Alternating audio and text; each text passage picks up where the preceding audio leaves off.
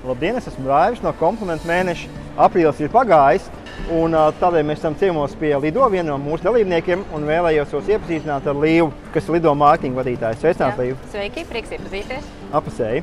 Es gribēju pajautāt, kā jums ir veicies, vai klienti ir bijuši aktīvi, un, teiksim, kā šis process jums ir gājis? Pirmkārt, gribēju pateikt lielu paldies, kad vispār šāda iniciatīva un aktivitāte tiek veikta, jo mums kā ēdinātājiem ir ļoti svarīgi patiesībā klienta apmierinātība, un līdz ar to arī šis ir labs veids un instruments, kur paskatīties, kā mums veicās, kā klienti novērtē mūsu servisu, un droši vien arī tas būs iespēja salīdzināt, kā nozarē veicās. Bet kopumā mēs tātad piedalījāmies ar Komplimentu mēneša aktivitāti visos mūsu restorānos, kas ir 13 restorāni un 4 veikali, un visos tiešām ir tā atsaucība gana liela. Protams, jo lielāks restorāns, kā piemēram šeit mēs esam Lido Spice, tad aktivitāte ir lielāka, un kā būs veicies, kādi būs tie rezultāti, to tad mēs redzēsim pēc rezultātu apkopošanas. Super, prieks dzirdēt, ka klienti ir aktīvi un ir balsojuši un ir rastājuši daudz savas atsauksmes. Man jautājums jums pašai, kā teiksim ar jums, vai jūs esat balsojuši par kādām citām kompānijām, vai esat atstājis savu viedokli?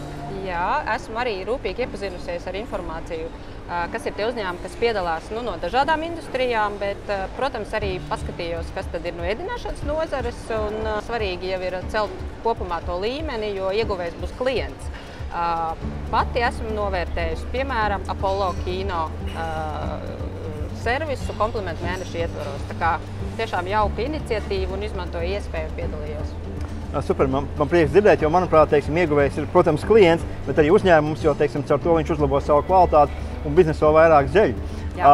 Varbūt, teiksim, tādi tīri tehniskāki jautājumi, ko jūs ieteikt citiem dalībniekiem, kuri plāno piedalīties nākamajā gadā, tīri par izvietošanu, par QR kodu izvietošanu, par, teiksim, materiālu izvietošanu, lai cilvēkiem būtu pēc iespējas varbūt ērtāk balsot un viņi būtu atsaucīgāki.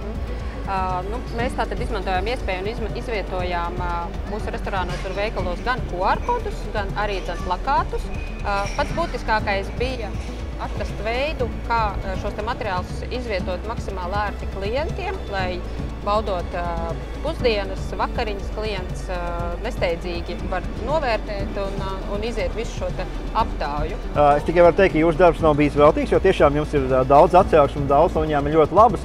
Bet tā kā Komplimentu mēnesis ir pēdējā dienā, rezultāts jūs redzēsiet burtiski pēc pāris dienām. Visiem pārējiem es gribēju aicināt, esiet tikpat aktīvi kā Lido un gaidīsim jūs nākamgad. Un jā, piedalieties un esiet daļa no Komplimentu mēneša.